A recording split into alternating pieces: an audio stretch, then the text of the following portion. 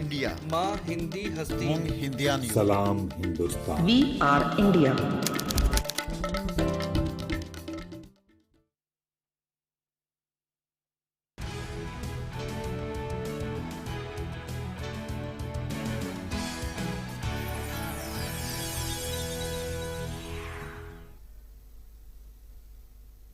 Namaskar. Thanks for joining us here on DD India. This is News Night. Over the next 1 hour, we're going to give you news and analysis of the top stories of the day. My name is Mark Lynn. Well, Prime Minister Narendra Modi in his monthly radio address called on people to use and encourage local products as India moves closer to 75 years of independence. Also, Monday commemorates Kargil Vijay Divas, July 26, and the Prime Minister remembered the sacrifice and valor of our soldiers. In other news, we'll analyze the scheduled visit of the U.S. Secretary of State Antony Blinken to India that's happening on the 27th and 28th. Let's begin with the headlines. Prime Minister Narendra Modi calls for a Unite India movement on the lines of Mahatma Gandhi's Quit India movement in monthly Mann Ki Baat program. The Prime Minister says that we should move forward with the motto of nation first, always first. Prime Minister says that the nation is remembering the iconic leaders during the Amrit Mahotsav to mark 75 years of independence.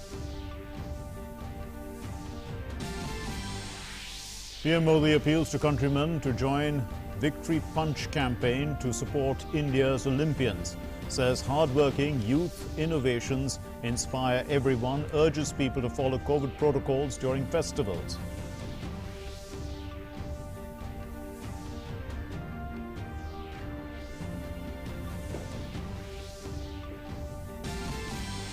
Rescue and relief work intensifies in flood and landslide hit parts of Maharashtra. Union Minister Narayan Rane visits flood-affected areas in the Konkan.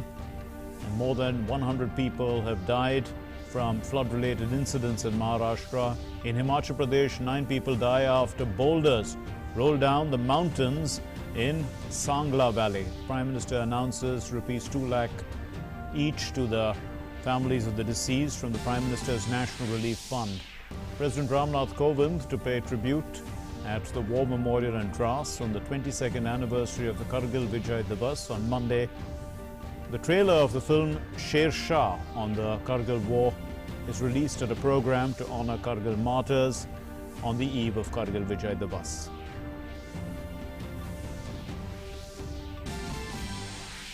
Union Home Minister Amit Shah concludes a 2-day visit to the northeast of India, inaugurates development projects to promote ecotourism and provide drinking water in hilly areas.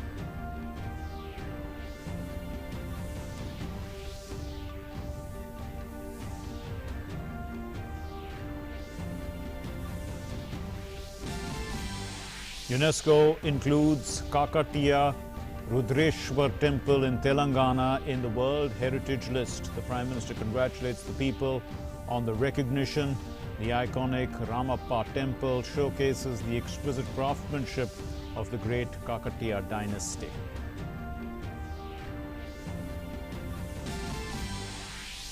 Day after the US President Joe Biden offers diplomatic and humanitarian support to Afghanistan, the US Defense Secretary Lloyd Austin says that Afghan leadership is consolidating forces around key population centers. The US Secretary of State Antony Blinken to visit India on the 27th and 28th of July.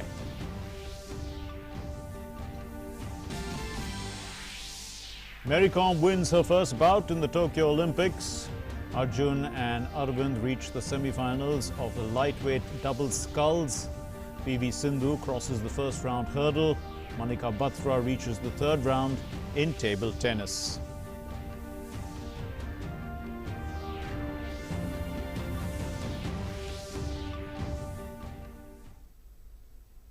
Our top story, Prime Minister Narendra Modi addressed the nation through Mann Ki Baat program today.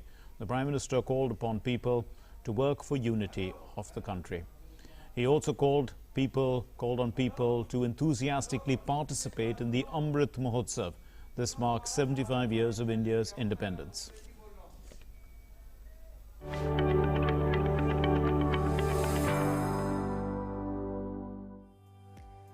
Prime Minister Narendra Modi called upon people to enthusiastically participate in Amrit Mahotsav, 75th year celebration of India's independence.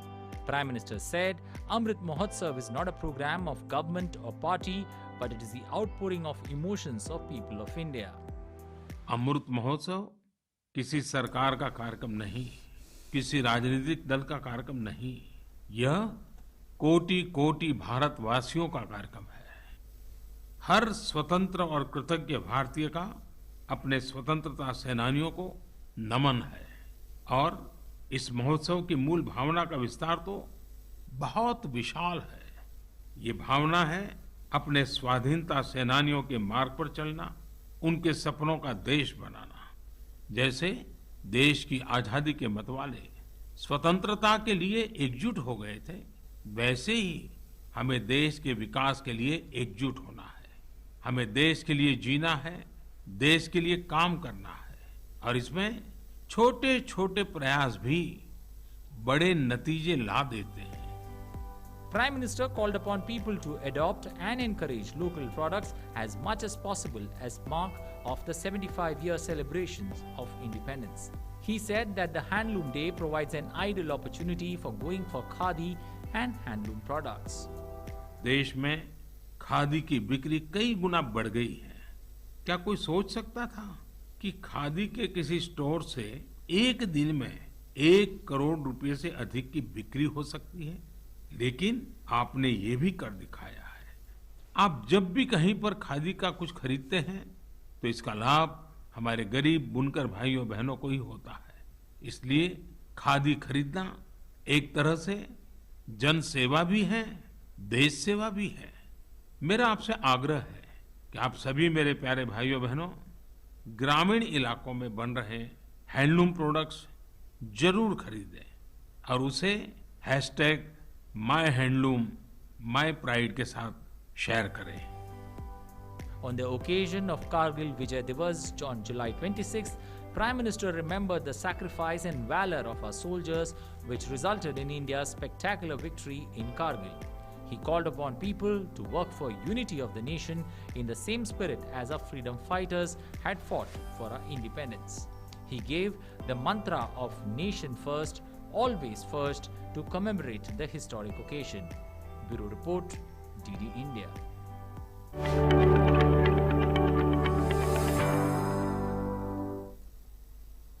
In the Mann Ki Baat radio program, the Prime Minister also said that the spirit of service is ingrained deeply in Indians.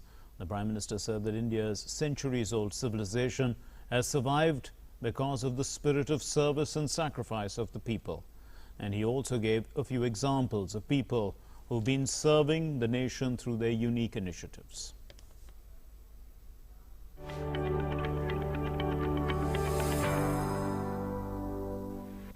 Prime Minister praised the spirit of innovation and service of people of India, especially the youth. He highlighted the example of a software engineer, Sai Pranit, of Andhra Pradesh, who is providing free weather data to the farmers in local languages, and also Radhika Shastri, an entrepreneur from Tamil Nadu, who is providing free ambulance services to the people of remote areas of her region. Sai Praneeth जी एक software engineer है, आंध्र प्रदेश के रहने वाले हैं। पिछले वर्ष उन्होंने देखा कि उनके यहाँ मौसम की मार की वजह से किसानों को काफी नुकसान उठाना पड़ा था। मौसम विज्ञान में उनकी दिलचस्पी बरसों से थी, इसलिए उन्होंने अपनी दिलचस्पी और अपने टैलेंट को किसानों की भलाई के लिए इस्तेमाल करने का फैसला किया। अब वे अलग अलग डेटा सोर्सेज से वेदर डेटा खरीदते हैं, उसका विश्लेषण करते हैं और स्थानीय भाषा में अलग अलग माध्यमों से किसानों के पास जरूरी जानकारी पहुंचाते हैं। राधिका शास्त्री जी ने एम्बुरेक्स प्रोजेक्ट की शुरुआत की है। इस प्रोजेक्ट का मकसद है पहाड़ी इलाकों में मरीजों को इलाज के लिए आसान ट्रांसपोर्ट उपलब्ध कराना। राधिका कुन्नूर में एक कैफे चलाती है। उन्होंने अपने कैफे के साथियों से एम्बुरेक्स के लिए फंड जुटाया। नीलगिरी पहाड़ियों पर आज 6 एम्बुरेक्स सेवारत हैं और दूर दराज के हिस्सों में इमरजेंसी के समय मरीजों के काम आ रही है। एम्बुरेक्स में stretcher, oxygen cylinder, first aid box, जैसी कई चीजों की व्यवस्था है। Prime Minister said that the spirit of service is ingrained deeply in Indians. Quoting a Sanskrit verse on importance of selfless service, he referred to the extraordinary story of a chola bhatura vendor from Chandigarh who provides free snacks to all those who get themselves vaccinated. Chandigarh के sector 29 में Sanjay Rana ji food stall चलाते हैं और cycle पर छोले भटूरे बेचते हैं। एक दिन उनकी बेटी रिद्धिमा और भतीजी रिया एक आइडिया के साथ उनके पास आई। दोनों ने उनसे कोविड वैक्सीन लगवाने वालों को फ्री में छोले भटूरे खिलाने को कहा। वे इसके लिए खुशी खुशी तैयार हो गए। उन्होंने तुरंत ये अच्छा और नेक प्रयास शुरू भी कर दिया। संजय राणा जी के छोले भटूरे मुफ्त में खाने के लिए आपको दिखाना पड़ेगा कि आपने उसी दिन वैक्सीन लगवाई है। वैक्सीन का मैसेज दिखाते ही वे आपको स्वादिष्ट छोले भटूरे दे देंगे।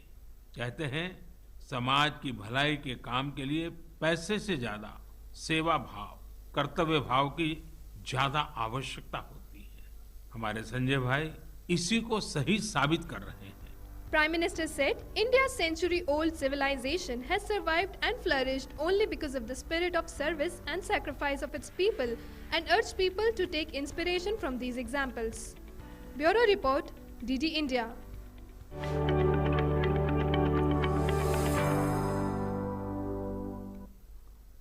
And in Man Ki Baat, the Prime Minister also recounted an event which further strengthened the friendly relations between India and Georgia. It relates to India handing over part of the holy relic of Saint Queen Ketevan to the government of Georgia. कुछ दिन पहले एक बहुत ही interesting और बहुत ही emotional event हुआ जिससे Bharat Georgia मैत्री को नई मजबूती मिली। इस समारोह में भारत ने सेंट क्वीन केटेवान के होली रेलिक यानी उनके पवित्र स्मृति चिन्ह को जॉर्जिया की सरकार और वहां की जनता को सौंपा। इसके लिए हमारे विदेश मंत्री स्वयं वहां गए थे। बहुत ही भावुक माहौल में हुए इस समारोह में जॉर्जिया के राष्ट्रपति, प्रधानमंत्री, अनेक धर्मगुरु और बड़ी संख्या में जॉर्जिया के लोग उपस्थित थे। इस कार्यक्रम में भारत की प्रशंसा में जो शब्द कहे गए वो बहुत ही यादगार है। इस एक समारोह ने दोनों देशों के साथ ही गोवा और जॉर्जिया के बीच के संबंधों को भी और प्रगाढ़ कर दिया है। Moving on to other news now, tragedy struck Himachal Pradesh's Kinnaur on Sunday as huge boulders fell from atop a mountain, killing 9 and injuring many others. Multiple landslides occurred near Batseri on the Sangla-Chitpur road. Heavy boulders fell on a tempo traveler carrying 11 people, killing 9 and injuring 2. This is according to the police. And in a similar incident, one person was injured in another landslide in Kinnaur district. The police said that they have started rescue operations. Further details were awaited when reports last came in. Prime Minister Narendra Modi has expressed grief over the loss of lives in this accident in Kinnaur in Himachal Pradesh. The Prime Minister announced an ex gratia of 2 lakh rupees to the next of kin of those who lost their lives and 50,000 rupees to the injured. In a series of tweets from the Prime Minister's office, the PMO tweets, the Prime Minister has said, "The accident caused by the landslide in Kinnaur, Himachal Pradesh is very saddening. My condolences to the families who have lost their dear ones in the incident. All arrangements are being made for the treatment of the injured. I pray for their speedy recovery. An ex gratia of 2 lakh rupees each from the PMNRF would be given to the next of kin of those who lost their lives in the accident at Kinnaur, Himachal Pradesh. Rupees 50,000 would be given to the injured." The flood situation remains grim in Maharashtra. The affected districts include Kolhapur, Satara, Ratnagiri, Sindhudurg, Pune, as well as Sangli. And teams of NDRF, SDRF, Coast Guard, Indian Navy and Army are involved in the rescue and relief operations. 115 people have lost their lives in the floods and landslides. Union Minister Narayan Rane visited the flood-affected areas.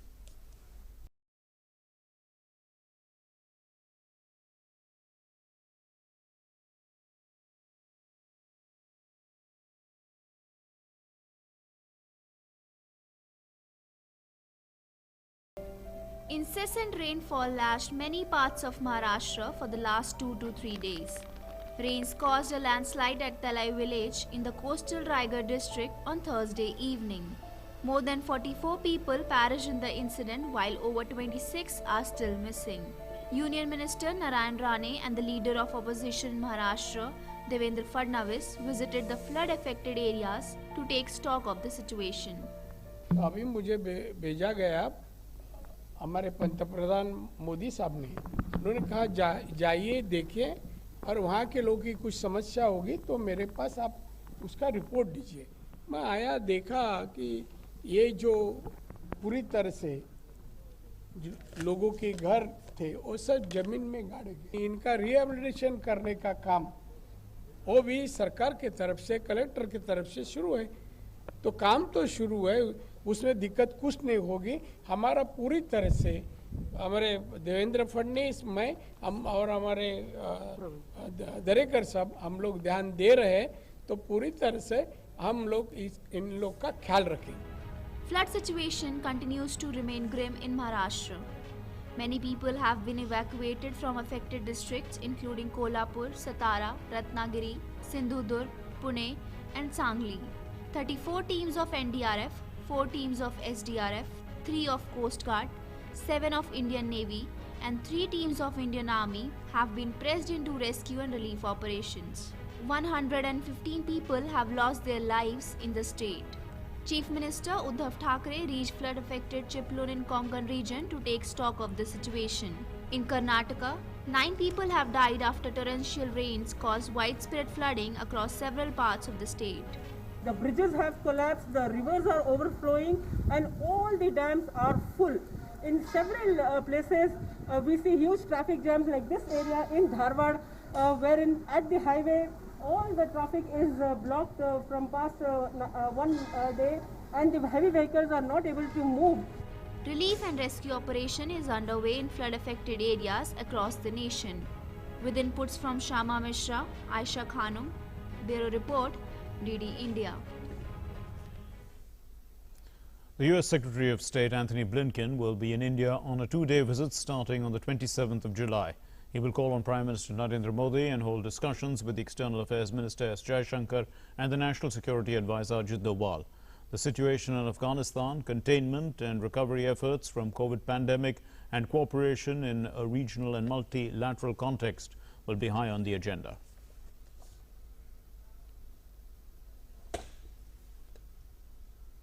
U.S. Secretary of State Antony Blinken will be visiting India on the 27th and 28th of July. The meeting follows the EM Dr. S. Jaishankar's visit to the United States in May and the visits to India of U.S. Defense Secretary Lloyd Austin in March and the U.S. Special Envoy on Climate Change John Kerry in April.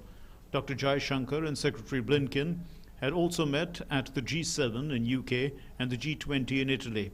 On the agenda, trade and investment with a focus on healthcare, education, digital domain, innovation and security, COVID-19 containment and recovery efforts, including gradual resumption of international travel with health protocols, easing mobility of students, professionals, business travelers, family reunions, humanitarian cases and the like, resilient supply chains of critical medicines, vaccine raw materials and healthcare equipment also likely to come up. Deepening Quad engagement with a foreign ministers' Quad meeting likely later this year.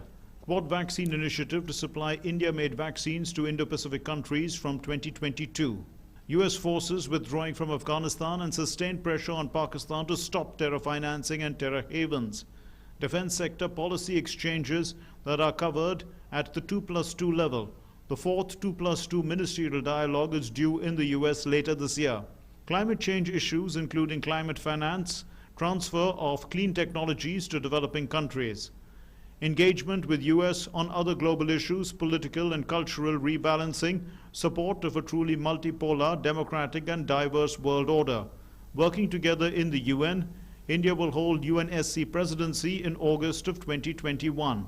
The Ministry of External Affairs has also made it clear that issues such as human rights and democracy are universal and extend beyond a particular national or cultural perspective.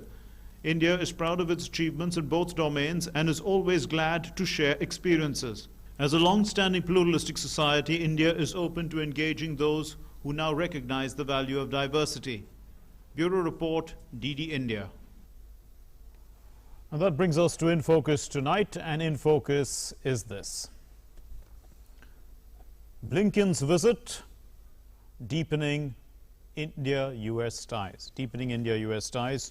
To talk us through the discussion, we have with us Ambassador Prabhu Dayal, former senior diplomat, and Professor Harshvardhan Pant is a distinguished fellow at the Observer Research Foundation. Thank you very much, gentlemen, for being with us.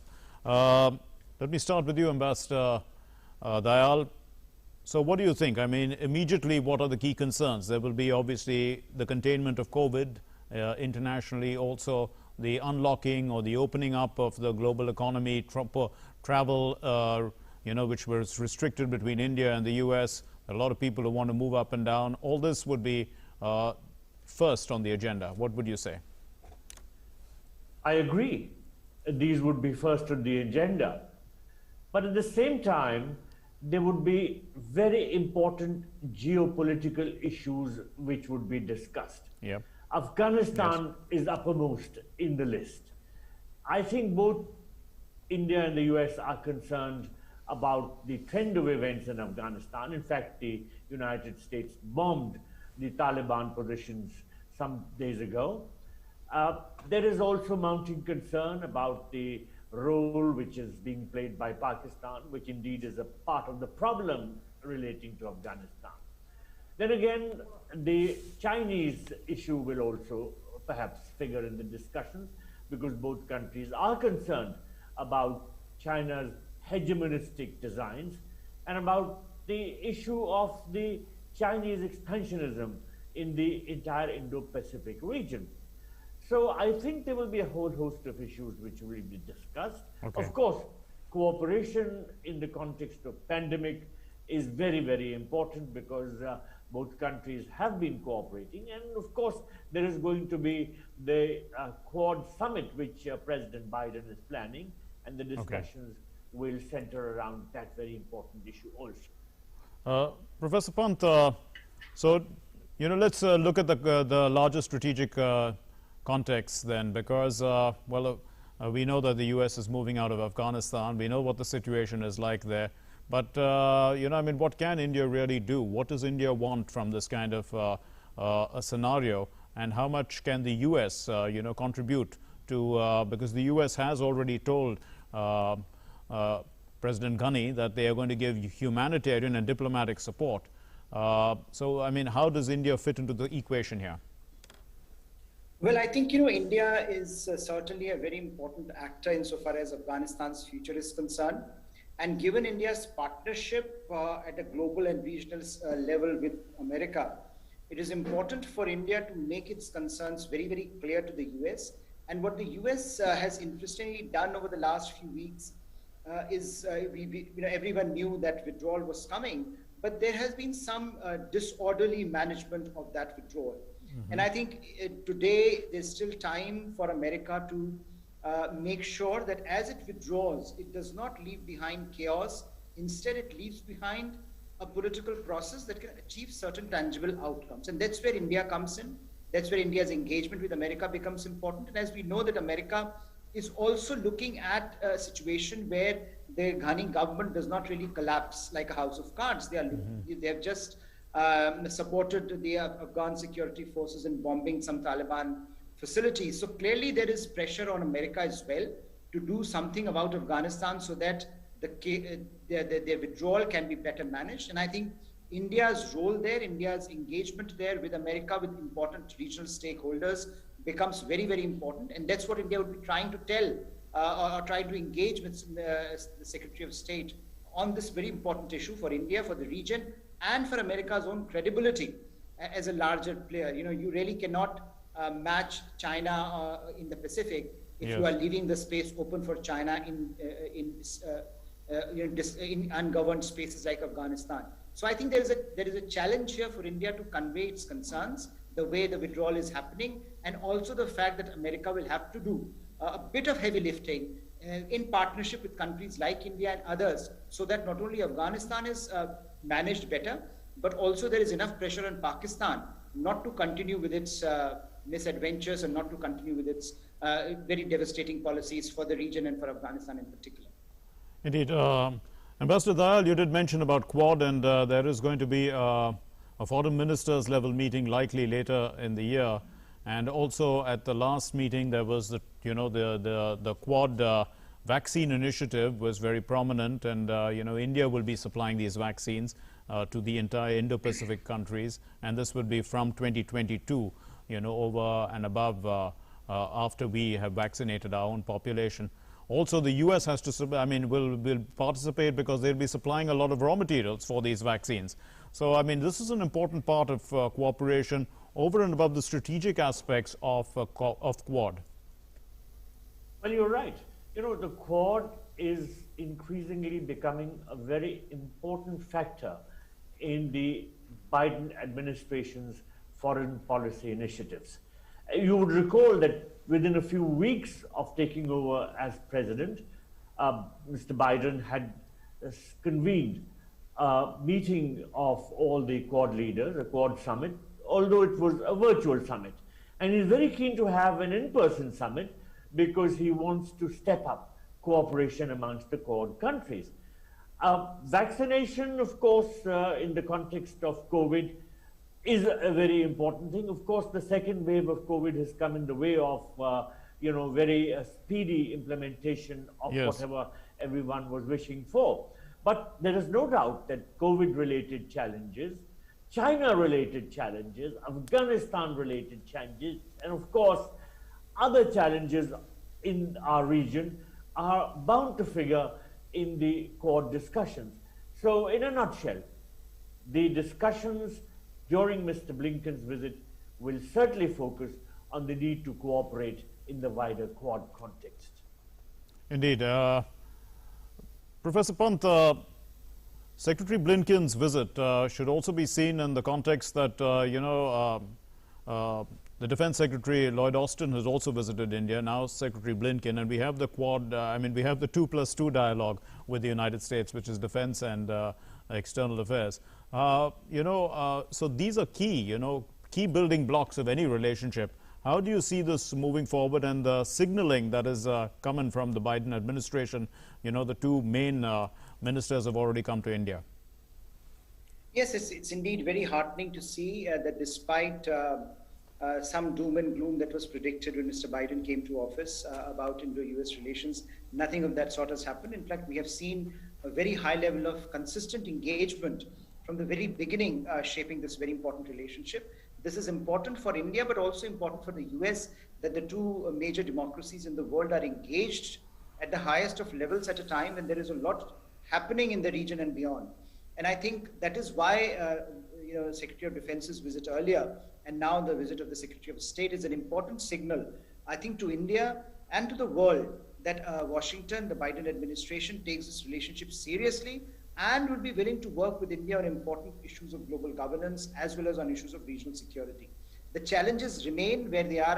We have talked about Afghanistan, we have talked about Quad, and I think the signaling from the very fact of Quad Leaders Summit, virtual though it was, happening at a very early time in Mr. Biden's presidency, certainly indicates where Mr. Biden's and his administration's priorities are and how they want to build a certain kind of an architecture in the region. India has, of course, made its views very clear, how it wants to proceed and how it wants to engage these various stakeholders, including the US. So I think this is a continuation of that trend, which we have seen that in America now, there is a wide bipartisan consensus on strong Indo-US relations, and successive administrations, whichever color they have been, Republicans or Democrats, they have built on their predecessors' success in building a relationship with India, which is not only sustainable, but also responsive to the fundamental realities, strategic realities that are evolving at a very fast pace. And in this way, in this context, China becomes very important. America wants to manage China, but it can't do that without actually bringing India on board. And so we have seen from defense to diplomacy to other areas, including some of the non-traditional security issues like climate change, taking a more important role in this discourse. And of course, this is going to be a very, very important visit given the canvas of issues that are on the table at the moment. Ambassador Dayal, the rebalancing of the world order is taking place. I mean, it's not a thing that happens overnight. So we can see that, you know, the situation is obviously also the COVID has been a catalyst in this entire situation because it's reshaped the world in a sense. So the post-COVID world and this rebalancing, in that context, how would you look at this, at these meetings, and you know, whether the US's agenda has changed with the Biden administration?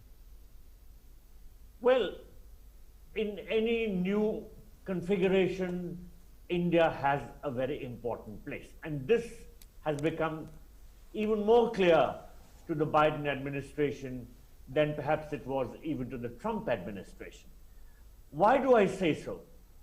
This is because in the COVID-related situation, China's very negative role has come into more prominence. You know, China has even refused to let a WHO team come to do a second study in the wake of very serious concerns about how the COVID-related situation arose, where the virus arose from, how did it arise. So the United States has begun to realize that there is going to be a reshaping of the world which China is attempting. And this reshaping will create only disorder. And there is a need to work with like-minded countries, other democracies like India and like Japan, like Australia. There is going to be a greater attempt to look at this entire region from the perspective of geopolitics. Therefore, I think that the visit of Tony Blinken at this particular juncture, when China's difficulties, you know, the difficulties which China is posing to everybody are coming more in the forefront. I think this is going to be very, very significant. We cannot overlook the timing of the visit. We cannot overlook the fact that China is refusing to let in a WHO team. We cannot ignore the fact that China continues to have a standoff at our borders. We cannot ignore the fact that China continues to be expansionist in the South China Sea region. And all this is something that the Biden administration is fully cognizant of, particularly in view of the evolving situation in Afghanistan, where China is trying to make forays through its proxy, which is Pakistan. So there is an evolving dangerous situation in this entire region, and surely the Biden administration is fully aware of it. We will have to leave it there. I'm afraid that's all the time we have for this discussion. Thank you very much, Ambassador Prabhu Dayal and Professor Harsh Pant for enlightening us on this important topic. So, of course, it is a fluid situation, an evolving situation, and the relationship between India and the United States are only deepening as this post-COVID world takes shape. Now, moving on to our next story, the 26th of July marks 22 years since Indian forces reclaimed several high-altitude posts in Kargil in a successful culmination of Operation Vijay. It's a day that will forever be etched in the collective conscience of India, a day of pride and gratitude to our armed forces. This story helps us relive some of the great moments of Kargil Vijay Divas. On Monday, India will commemorate 22 years of victory over Pakistan in the Kargil War, saluting the supreme sacrifices and valor of our defense forces in recapturing several mountain heights seized by the Pakistani intruders. It was on 26 July 1999 that Indian Army declared successful culmination of Operation Vijay, declaring a victory after long battles on the icy heights of Kargil. Pakistani troops infiltrated into Indian territory and occupied many strategic heights. The Indian Army responded to the intrusion with Operation Vijay on rugged terrains and difficult peaks. The Indian Air Force joined the operation with Operation Safed Sagar. The IAF for the first time used high-precision bombs to target the enemy. Mirage 2000 played a crucial role in the battles fought during the war and also hit enemy targets bunkered in at the Tiger Hill, besides tasting success at Munto Dhalo in June 1999. Mirage 2000 was clearly the game changer in the Kargil war. It skewed the asymmetry of military assets in India's favor. The war took place between May and July in 1999 along the line of control. जैसे जैसे आप ऊपर चढ़ोगे तो सांस की जब खुलना शुरू होगा तो आप जो कार्रवाई नॉर्मल इलाके में कर सकते वो हाइट पे नहीं कर सकते, लेकिन भारतीय सेना ने उस टाइम पे वहाँ पे भी वो करके दिखाया, क्योंकि 2 से 3 दिन की चढ़ाई चढ़ने के बाद ऊपर जाना और उसके बाद ऑपरेशन को लॉन्च करना और वो भी सक्सेसफुल आप उसको अपने कब्जे में लेके दुश्मन को मार गिराते हैं, तो ये बहुत बड़ी बात थी वहाँ पे। हिंदुस्तान का हर सैनिक उसके अंदर जो राष्ट्रभक्ति और राष्ट्र प्रेम की जो ज्वाला है, जो जोश है, वो जुनून है, वो उत्कृष्ट हो। उसका हर एक लम्हा ये चाहता है, उसकी हर एक सांस ये है कि अपनी माँ भारती के लिए, अपने इस देश के लिए, अपनी सेना के लिए कुर्बान होता चला जाए। July 26th is immortalized as Kargil Vijay Divas and represents a saga of glorious victory of the nation in the Kargil War. Indian Army soldiers fought legendary battles in Dras, Kaksar, Batalik and Turtuk sectors. The world took notice of the extreme valor and bravery of our armed forces, which fought and won battles which were unheard of so far in the annals of modern warfare. In an event at the Kargil War Memorial, the trailer of movie Shah was also released. The movie is based on the life of Kargil War hero Captain Vikram Batra. During the Kargil War, Captain Batra was instrumental in capturing the crucial peak point 4875, sacrificing his life. Meanwhile, President Ramnath Kovind arrived on a 4-day visit to Jammu and Kashmir and Ladakh on Sunday. During the trip, the President will visit Dras in Ladakh to pay homage to the indomitable courage and sacrifice of the Indian Armed Forces. During the Kargil conflict at the Kargil War Memorial on Monday, on the 22nd anniversary of Kargil Vijay Divas. With inputs by Vishal Beristo from Dras, Bureau Report DD India. Well, Union Home Minister Amit Shah visited Meghalaya and Assam as part of his 2-day visit to the northeast region of the country. The Home Minister had a busy schedule on the second day of his visit to Meghalaya. He participated in an event to launch Assam Rifles Green Sohra Plantation Drive in Meghalaya. And he also said that the Green Sohra Plantation, it will boost tourism and restore greenery in Cherrapunji, also known as Sohra. Cherrapunji को फिर से हरा भरा बनाने का एक महत्वाकांक्षी project आज शुरू हुआ है और यहाँ पर हमने मियावाकी सघन वृक्षारोपण करने वाले हैं। ये तकनीक घने और बहुस्तरीय वनों को बनाने के लिए बड़ी प्रसिद्ध तकनीक है। इससे मेघालय के पर्यटन को भी बढ़ावा मिलेगा, टूरिज्म को भी बढ़ावा मिलेगा। And the Home Minister also inaugurated the Greater Sora Water Supply Scheme.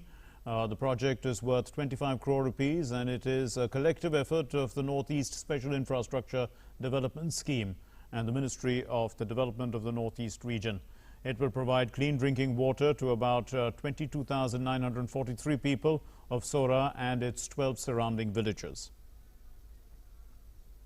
देश के आजादी के जब 75 साल हो गए तब मेघालय के 50 साल पूरे रचना के और उस वक्त 3,39,000 परिवारों को शुद्ध पीने का पानी पहुंचाने का काम संगमा सरकार पूरा कर देगी, इसका मुझे भरोसा है, क्योंकि उसको जो आर्थिक मदद चाहिए थी वो पूरी आर्थिक मदद प्रधानमंत्री जी ने, भारत सरकार ने, डोनर मंत्रालय ने पूरी की है। And the Home Minister also visited the Ramakrishna Mission Ashram at Sora to pay tributes to Ramakrishna Paramhans and Swami Vivekananda.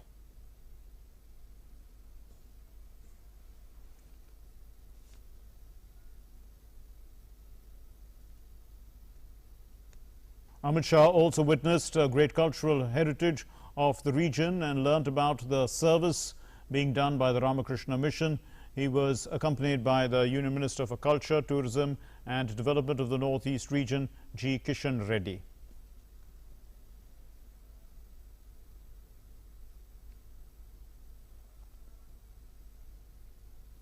Later, the Home Minister reached Assam in the evening and he visited the Kamakhya temple and he offered prayers to the deity.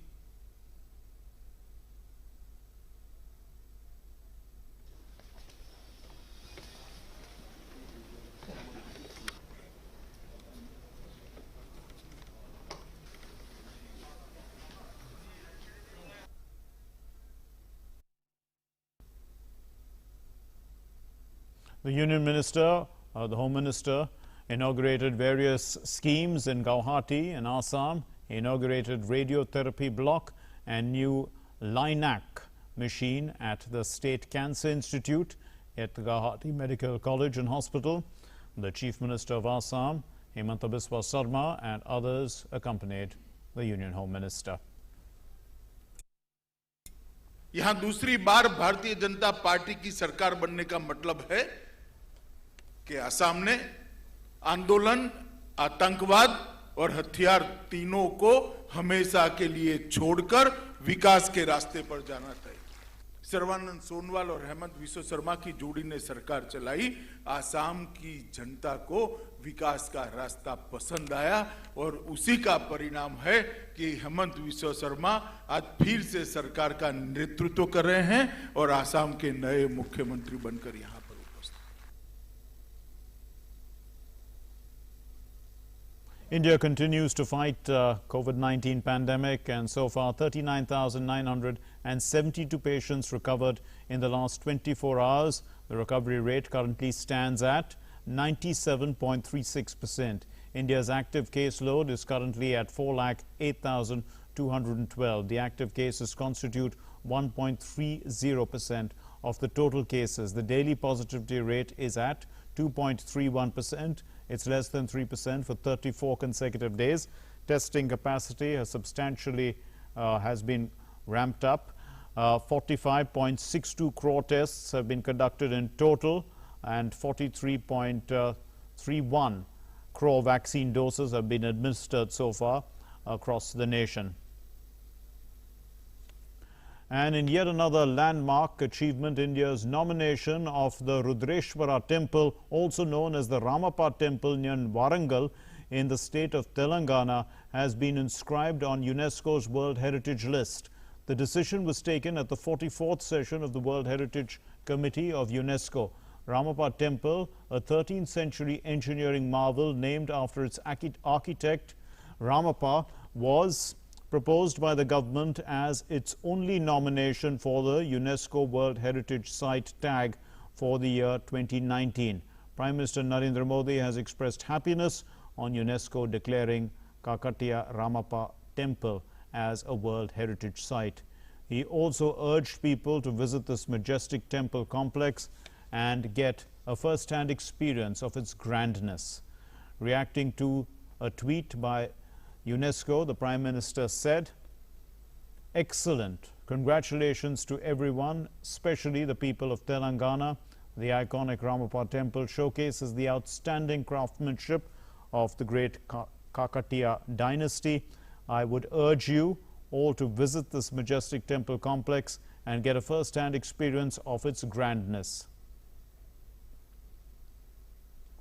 And we are very privileged to have with us Ms. Meenakshi Lekhi, the Minister of State for External Affairs and Culture of the Government of India. Thanks very much, ma'am.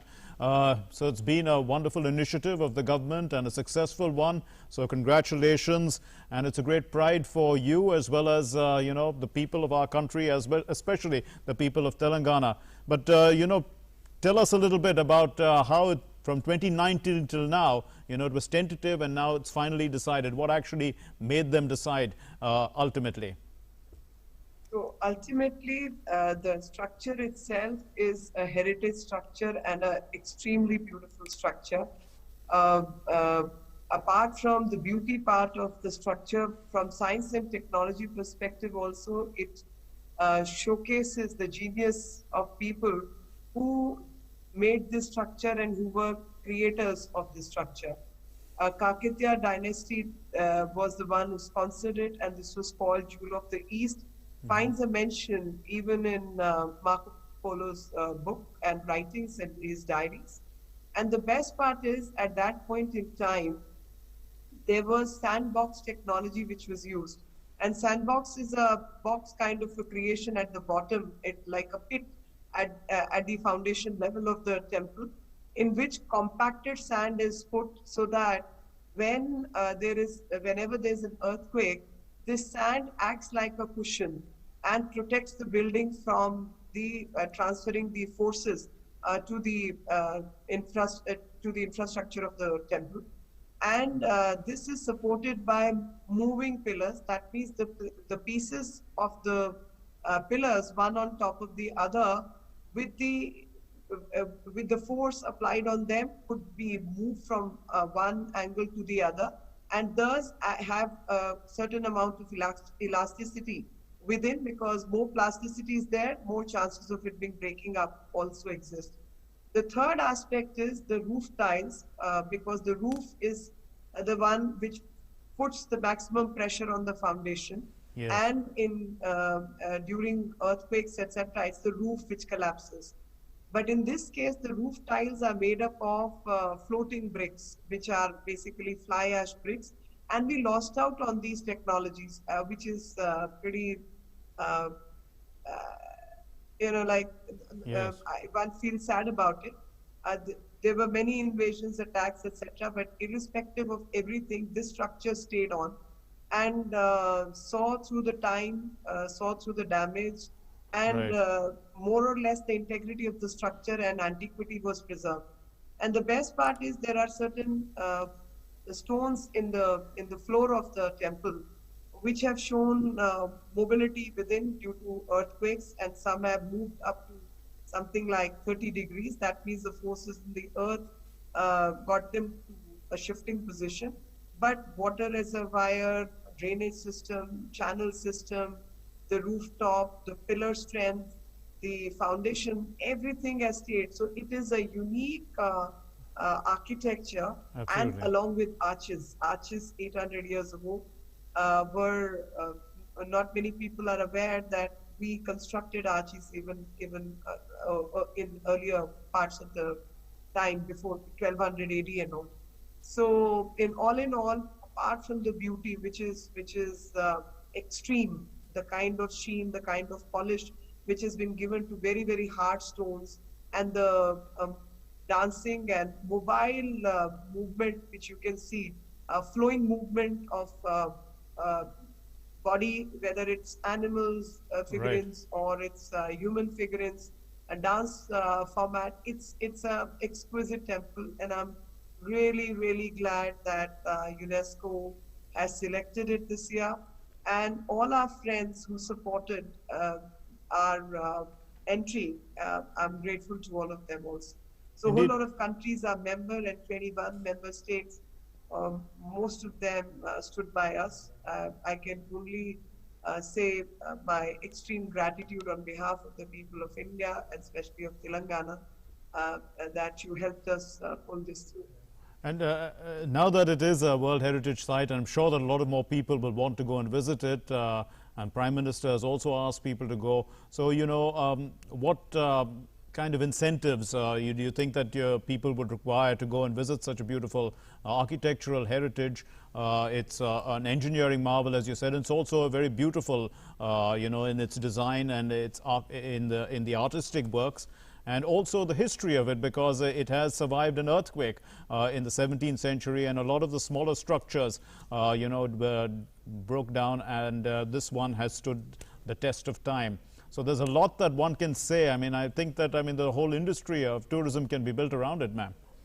So there are two aspects. One is, of course, the tourism. The second is exhibiting science and technology, which India exceeded expectations of many of those times. Third is pride in our heritage and culture. And fourth is that it's a living temple. And Yes. being a living temple, there are devotees who worship, use yes. this temple space. And that needs to continue. At the same time, a lot of restoration work requires to be done, and that needs to be put together. All in all, it's a win-win for everyone, and the municipal bodies, and the creation of a body which will look after the boundary walls to the inside precinct of this particular temple, devotees, the temple management trust, people in that location. Everybody should be thrilled and very, very proud of their heritage.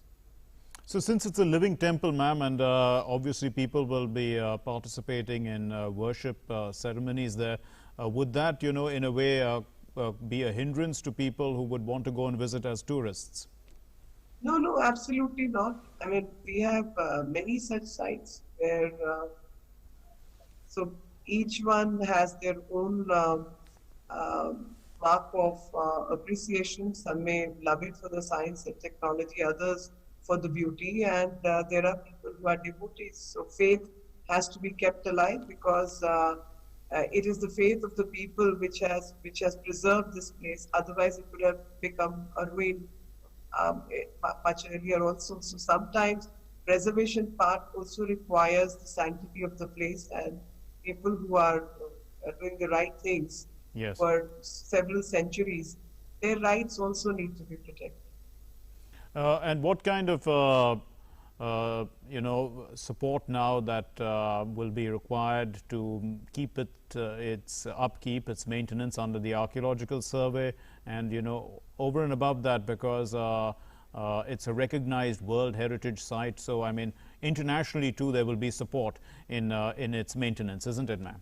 Absolutely. Internationally, we will get the support. We need technology. We need preservation techniques, and we need support from everyone. And of course, people should know the brilliance and the intellectual capacity of the people who built it, and all that needs to be appreciated and preserved for posterity, because coming generations should also know that this is the work of our ancestors who gave us not just a spiritual place, but something which could academically, intellectually enhance our capacities. And this is a marvel. This is so exquisite and beautiful.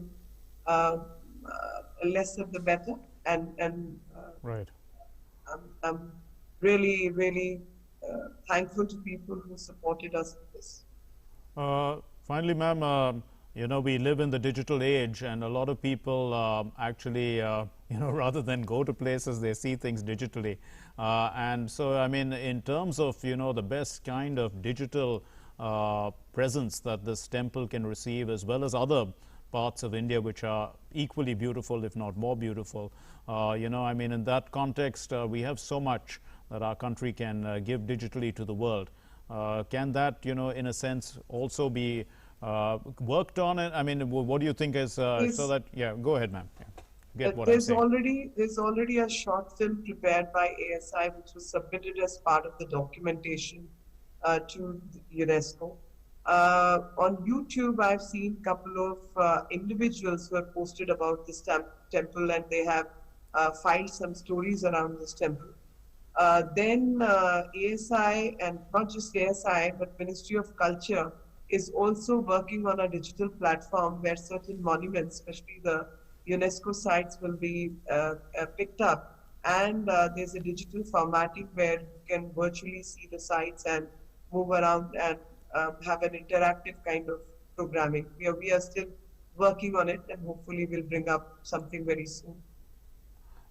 Ms. Meenakshi Lekhi, Minister of State for External Affairs and Culture, thank you very much for sparing this time and being with us. And, you know, it's a great day for all of us. And thanks for sharing it. Thank you, ma'am.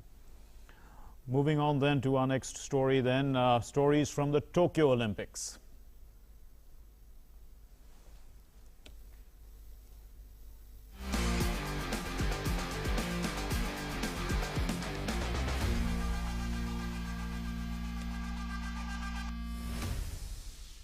And what could be termed as a mixed day for Team India at the Tokyo Olympics 2020, with few bright sparks, as PV Sindhu took just 29 minutes to beat her Israeli opponent in a lopsided opening match.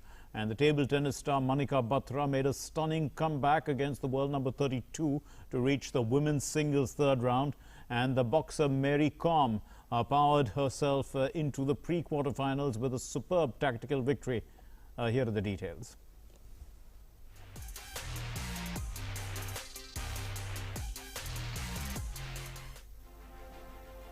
World champion PV Sindhu warmed up for the tougher battles ahead with an easy 21-7, 21-10 victory over Israel's Ksenia Polikarpova in her opening Group J match at the Tokyo Olympics. Sindhu's 29-minute on-the-court workout on Sunday saw her break away from 5-5 to win the next 14 points in the first game. In the second game, from 4-3, Sindhu won 7 straight points to assert her superiority before converting her fourth match point. India's only rowing pair of Arjun Lal Jat and Arvind Singh have qualified for the semi-finals of the lightweight men's double sculls at the Tokyo Olympics by finishing third in the repechage race with a timing of 6 minutes 51.3 seconds. While Arjun assumed the role of the bowler, Arvind was the stroker. Trailing till the 1500-meter mark, the duo sped up in the 500-meter to secure the 5th position. The event includes 2 rowers in a sculling boat using 2 oars each. India's table tennis star Manika Batra made a stunning comeback against world number 32 Margarita Pesotska to reach the women's single third round. Manika made a remarkable comeback after losing the first 2 games to prevail 4-3 in the second round match that lasted 57 minutes. She meets Austria's Sofia Polkanova on Monday for a place in the round of 16. If she wins, it will be a significant achievement for the Indian in her second Olympics. 6-time world champion MC Mary Kom powered into Olympics pre-quarterfinals after a superb tactical victory over her Dominican Republic rival. The 38-year-old Mary Kom, who is a 2012 Olympic bronze medalist, prevailed 4-1 against a rival who is 15 years her junior and a Pan American Games bronze medalist. Indian athletes Angad Veer Singh Bajwa and Mehraj Ahmed Khan got off to a slow start in men's skeet shooting on Sunday and finished out at the top 10 in the qualifying round on the first day of the event. The top 6 shooters in the qualifying round go through to the final. Angad has a good chance of making it to the finals. The remaining 2 rounds of qualifying and the final for the men's skeet shooting competition will take place on Monday. Sports Desk, DD India.